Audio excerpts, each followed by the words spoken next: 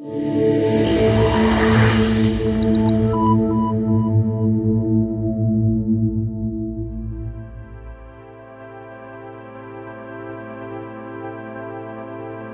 assurer sa transition énergétique, la métropole européenne de Lille s'est engagée sur la voie d'une énergie locale pleine d'opportunités et quasiment inépuisable, le biométhane. Ce gaz, fabriqué à partir de la fermentation naturelle des déchets organiques des ménages, des agriculteurs et de l'agroalimentaire, ainsi que des boues issues des stations d'épuration des eaux usées, possède de multiples atouts.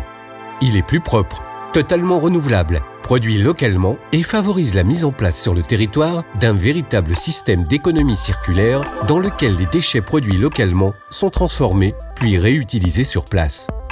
Convaincu des bienfaits et de l'efficacité de cette énergie, après l'avoir testée en avant-première sur son réseau de transport public dans les années 90 et participé activement au projet européen BioGazMax, la MEL s'est équipée d'infrastructures pionnières pour développer sa production et son utilisation dans le but d'alimenter la totalité de sa flotte de bus urbains et chauffer les habitants de la métropole.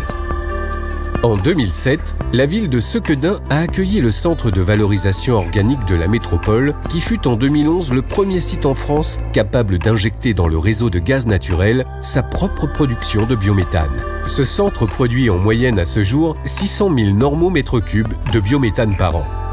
En 2014, la station d'épuration Auvileo, située à Marquette-les-Lilles, s'est vue dotée d'une unité de méthanisation dont la production de biogaz couvre plus de 90% de ses besoins en énergie thermique et alimente le chauffage des locaux. Pour aller encore plus loin et conforter sa place de leader français et européen dans la filière, la MEL ne manque ni d'idées, ni d'ambition, ni de ressources.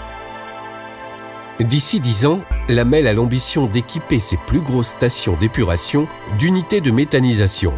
Ensemble, elles seront en mesure de traiter la majorité des 20 000 tonnes de boue générées par le traitement des eaux usées et de produire plus de 15 millions de normaux mètres cubes de biométhane par an qui seront en grande partie injectés dans le réseau de distribution de gaz.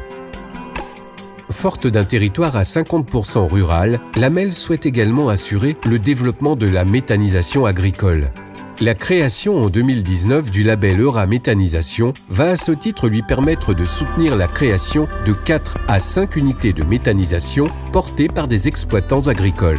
Réparties stratégiquement dans toute la métropole, chaque unité collectera les purins, lisiers et effluents des exploitations voisines et des déchets agroalimentaires locaux qui, une fois transformés en gaz vert, couvriront les besoins en chauffage de près de 20 000 métropolitains.